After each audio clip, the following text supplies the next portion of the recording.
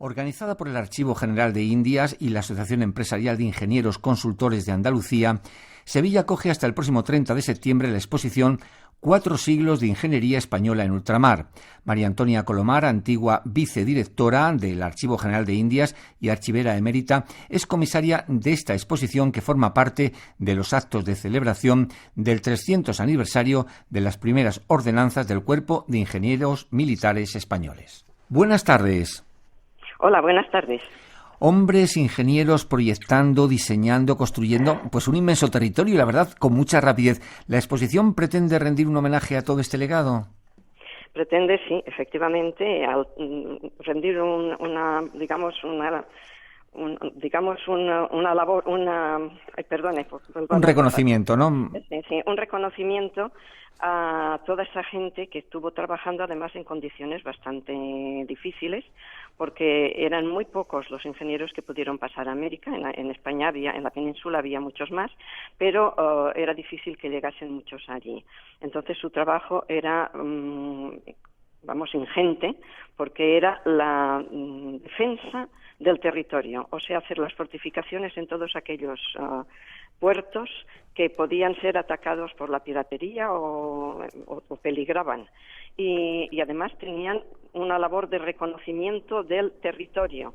Imagínese usted el territorio americano, una gran parte de América del Norte, América Central y una gran parte de América del Sur. Su labor era ingente, eso es evidente. Entonces, claro, se han hecho estudios en tiempos pasados sobre las labores de todos aquellos que estuvieron en América, cada uno en su ramo. Por ejemplo, los virreyes trabajando en relación con lo que era pues las autoridades y todo lo que era el territorio, el gobierno, el buen gobierno, lo que ellos querían hacer, el buen gobierno del territorio. Pero claro, luego cuando se va descendiendo en el nivel de diferentes autoridades y se pasa a los trabajos de estas personas que están ya en contacto con lo que es la obra pura, pues claro, quizá no se ha llamado tanto la atención de esa labor ingente y magnífica que ellos hicieron. Por cierto, ¿a quién va dirigida esta exposición? Bueno, va dirigido a un doble tipo de visitantes. Por un lado, a aquellas personas como ingenieros o estudiantes de ingeniería o estudiantes de técnica, porque tengamos en cuenta que la ingeniería en esa época accedían al nivel de ingenieros aquellas personas que tuviesen conocimiento sobre todo de matemáticas y dibujo, hasta el siglo XVIII, en que ya se establecen una serie de técnicas y de estudios más complejos. Pero también, o sea, que personas que estén interesados en los asuntos, en las ramas técnicas de la ciencia. Y por otro lado, también a personas que estén interesadas en nuestra historia, porque hay que tener en cuenta que con el trabajo de los ingenieros se pudo hacer lo que en unas reuniones importantes sobre cartografía hace unos años se llamó la construcción del territorio, o sea, el ordenamiento del territorio. O sea que cuando se llegó a América, pronto se llegó y se empezó a extender, digamos, los conquistadores y los exploradores fueron de norte a sur. En un siglo o en menos de un siglo habían recorrido todos los dos continentes y se habían fundado montones de ciudades. Y las ciudades se convirtieron en la base para nuevos avances y en la base para el establecimiento de infraestructuras. Entonces, esto, aunque no se encontraron un continente vacío y de infraestructuras, había unas infraestructuras precoloniales, precolombinas, pero las personas que van a América lo que intentan hacer es construir un territorio al estilo europeo sobre unas infraestructuras que eran precolombinas. Por eso el resultado muchas veces es de tipo mixto. Hay un sincretismo no solo religioso, sino un sincretismo también técnico.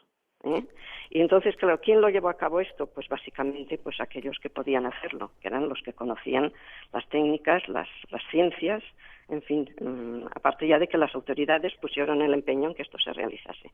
Personas formadas aquí en España, ¿no? Muchas de ellas sí, la mayoría. Lo que ocurre es que hay que destacar diferentes etapas. Por ejemplo, vamos a ver, en los siglos XVI y XVII, los ingenieros que se mandaron a América y que estuvieron en América no estaban incluidos dentro de una organización, sino que eran personas que por su formación, unas veces porque pertenecían a familias de tipo militar, que eran precisamente los que estaban mejor formados desde el punto de vista de las matemáticas y de las ciencias y las técnicas, pues estos accedían mediante un examen. Pero era gente que venía sobre todo de la milicia, excepto en la época de Felipe II, en que se empezó a hacer un plan muy importante de defensa, que entonces llegaron ingenieros extranjeros, sobre todo al principio los ingenieros italianos. Luego vinieron de los Países Bajos, etcétera. Y ya en el siglo XVIII vinieron los franceses. Ya en el siglo XVIII, sin embargo, ya se creó un cuerpo de ingenieros, pero todos eran ingenieros militares.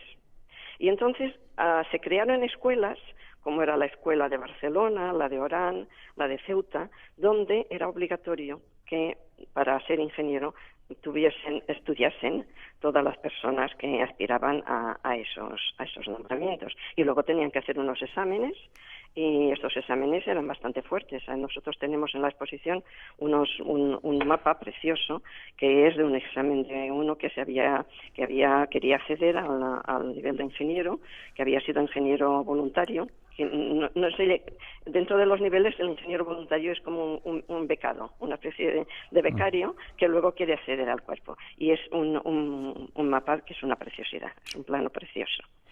Y entonces luego ya, esto todos son militares, pero a finales del siglo XVIII, como ya la ingeniería se ha diversificado cada vez más porque por el avance de las ciencias y de las técnicas, y porque en el siglo XVIII es la Ilustración, y en América lo mismo que en España, lo que se intenta es la defensa al máximo del territorio, y al mismo tiempo el que haya un avance económico y político y territorial, etcétera, pues entonces no daban abasto todos los ingenieros militares, y surge a finales del siglo la ingeniería civil, ya en el año 1799.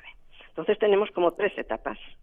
Lo que ocurre es que la ingeniería civil, que puede interesar mucho a todos los que están estudiando ahora, no puede actuar mucho en lo que es el propio continente, porque a principios del siglo XIX pues se pierden los territorios continentales, y solamente podrán actuar pues en Cuba y en Filipinas, que son lo que queda del resto de las colonias. ¿Y qué otros documentos, aparte de los que nos ha comentado, se pueden contemplar en esta exposición? Pues mire, hay documentos que son todos mapas y planos relacionados. Unos mapas en los que se puede identificar diferentes tipos de ingeniería, por ejemplo, puentes, caminos, o si hay una presa, en fin, cosas, pero que están solamente identificados, aunque luego no se pueda ver la técnica que puedan tener. Luego hay planos en los que ya dentro, por ejemplo, planos de ciudades en los que no solo se identifica, sino que puede verse parte de lo que podía ser la técnica. Y finalmente, pues hay planos en los que verdaderamente aparece la propia máquina o el propio ingenio, el propio invento, y un poco cuál es su funcionamiento. Esto en cuanto a mapas y planos, a material bidimensional. Pero es que tenemos un número bastante interesante de maquetas en las que se ve cómo funciona cada uno de estos aparatos o de estos ingenios, sobre todo aquellos que están relacionados pues sobre todo con la industria, porque con la industria y con la minería. Es que tenemos diferentes ramos ahí estudiados. Por un lado, un poco la historia de los ingenieros. Por otro lado, tendríamos lo que es las obras hidráulicas, tanto de regadíos como de abastecimiento urbano, y también tendríamos pues todo lo relativo al saneamiento, a la protección contra las inundaciones, etcétera.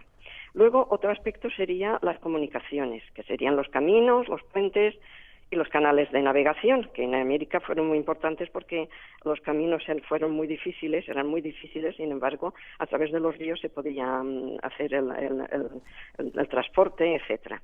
Otro de los apartados sería la minería, tanto la minería del azoyo como la de la plata, porque están unidas para la producción de la plata. Otro sería la ingeniería aplicada a la industria, a todo tipo de industria. Otro, la ingeniería de puertos y de costas, que es la más relacionada con lo que era, digamos, las funciones de los ingenieros, porque estaban relacionadas con la propia defensa. Otro sería la ingeniería portuaria y también la defensiva, también en el mismo aspecto. Y finalmente, aunque va en último lugar, es la ingeniería naval, y después una ingeniería que sería la de la ciudad y el territorio, aunque deberíamos haber empezado por la ciudad, porque la ciudad es el origen de todo. En la ciudad, que es el centro de todo tipo de relaciones, y al mismo tiempo es la base de las infraestructuras para poder avanzar en el territorio. Entonces, todo esto es lo que tratamos, quizá demasiado, y esto nos impide quizá profundizar demasiado, pero es que también el tipo de visitantes que tenemos, pues que es muchos turistas y gente que tampoco tenga una formación muy específica en cuestiones, digamos, técnicas ni matemáticas, también mejor que se den cuenta de lo que hay, y el que le interese pues ya puede iniciar un estudio más profundo. Nos preguntamos, si lo hacemos con la mentalidad de hoy, ¿cómo se puede defender un territorio tan extenso? Sobre todo, digamos que en este terreno la industria naval, si es que se puede decir así, de aquella época, tuvo que ser clave para esta defensa, ¿no? Sí, hay dos aspectos para la defensa. Uno de ellos era la fortificación, y de ahí fuimos punteros en cuanto a lo que era en los tipos de lo que es la de la defensa, y las técnicas defensivas, etcétera. Porque hay que tener en cuenta que el imperio se forjó y se mantuvo durante muchísimo tiempo gracias al producto de las minas, y que por tanto los puertos por donde se sacaba y se traía la plata, el oro, pero sobre todo la plata a partir ya de finales del siglo XVI, XVII y sobre todo en el XVIII, pues claro, había que defender esos puertos, porque la piratería en sus inicios, y luego ya en el siglo XVIII las guerras que hubo en Europa digamos que se extendieron a América. Luego era muy fácil que hubiese ataques a estas ciudades. Por tanto, la defensa era básica, esto por un lado, y por otro lado, efectivamente, era la ingeniería naval, y sobre todo en el siglo XVIII, pues la ingeniería naval fue puntera en España, y sobre todo también y en América. Hay diferentes sistemas que nosotros hemos puesto ejemplos, por ejemplo, el sistema de Antonio Garrote, para construcción naval, otro que Castañeta también, el sistema de Jorge Juan, que es más parecido al sistema inglés, el de Gautier, que es parecido al sistema francés, en fin, y otros muchos que hicieron de España una fuerza naval importante. Y por eso tenemos secciones de barcos, y un barco precioso, que es el Santísima Trinidad, que se hizo sobre planos de un señor que se llamaba Mulián, que trabajó en Cádiz, pero se realizó en La Habana, y se quiso hacer el más grande de todos. Luego resultó que fue el navío más grande que hubo en el siglo XVIII, pero tenía el problema de que era inmanejable, y se hundió en Trafalgar este barco. Pero tenemos la maqueta, que es una preciosidad. A tenor de todo lo que nos está usted contando, vemos que hay un reconocimiento científico pendiente de esa España de los siglos XVI y XIX, al menos en el ámbito de la ingeniería de esos territorios de ultramar. Bueno, ahora hubo digamos, hasta mediados del siglo pasado, quizá como no se tuvo muy en cuenta lo que era la cartografía, como es ahora la cartografía está en ebullición, vamos, tiene un interés importantísimo tanto en archivos y en bibliotecas. Entonces, quizá hasta mediados de ese siglo no se hizo tanto hincapié en lo que era el trabajo de los ingenieros. Pero a partir ya sobre todo en el último tercio del siglo pasado, hubo algunas exposiciones relacionadas con la ingeniería. Hubo algunas relacionadas con la parte que era, por ejemplo, de urbanismo, otras que era sobre ingeniería hidráulica, etcétera. Y hay una persona que fue puntera en estos trabajos, y nosotros le rendimos homenaje precisamente en la exposición. Y era un señor que, al mismo tiempo que era ingeniero de caminos, era un historiador, porque para, digamos, tratar estos temas no se puede ser solamente un técnico, hay que tener además un conocimiento de la historia. Y entonces este señor, que se llamaba Ignacio González Tascón, que falleció hace unos años, es el que empezó a publicar obras muy atractivas, además, porque tenía muchas reproducciones, etcétera, y él estuvo precisamente también en el Archivo General de Indias y tratando este tema. Y de estas publicaciones han sido un poco la base que nos han servido para poder montar la exposición.